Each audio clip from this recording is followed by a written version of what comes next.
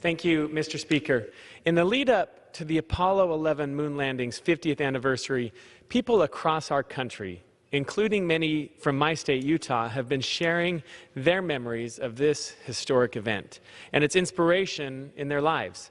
Some of the lucky ones played a role in helping the space program reach this historic achievement. Brigham Young University graduate Charlie Bunker remembers watching from the common room of a boarding house in downtown Denver. Charlie's companion was an Amish gentleman who turned to him and asked if he thought the astronauts were really going to land on the moon.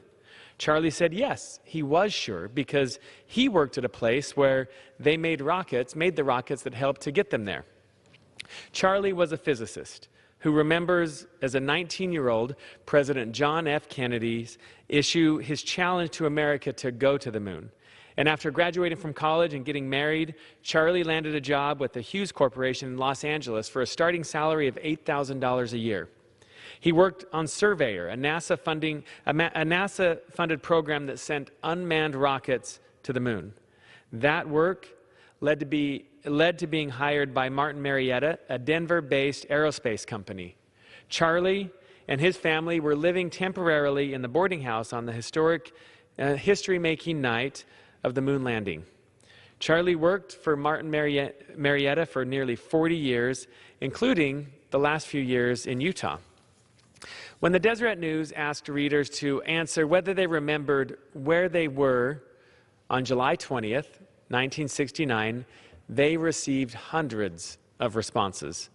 Several Utahns who were serving in the military wrote in, and one wrote, quote, "I was returning from a night mission over the Ho Chi Minh Trail in Laos as a pilot of a B-57.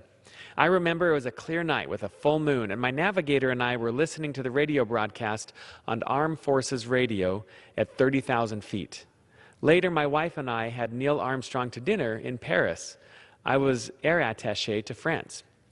Another wrote, quote, "I was at Building Number 9 Manned Spacecraft Center, now called the Johnson Spacecraft Center, in Houston. NASA set up big TV screens and chairs for NASA employees and their friends. I remember the pride and accomplishment of the mission and celebration from NASA engineers and contractors. I remember it like it was yesterday." Apollo 11 and the moon landing was a jewel in NASA's crown at the time. It set the foundation for many future American achievements in space.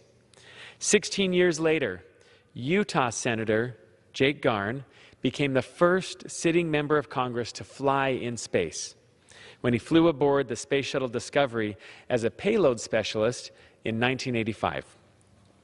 The closest I've gotten to the moon, to date anyway, is when, as the mayor of Salt Lake County, I placed the Clark Planetarium moon rock into the Zions Bank vault for safekeeping.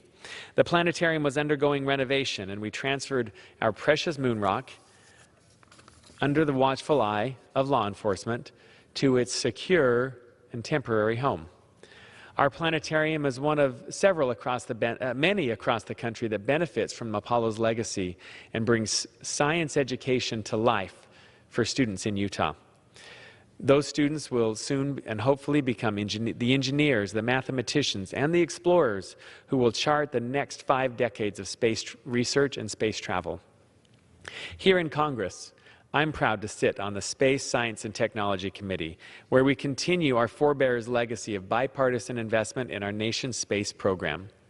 Apollo inspired a generation of scientists and Americans, and someday soon, my 4 children may become space travelers themselves when space tourism becomes a reality. They will stand on the shoulders of the thousands of dedicated men and women who dreamed the impossible dream and then made it a reality. Thank you.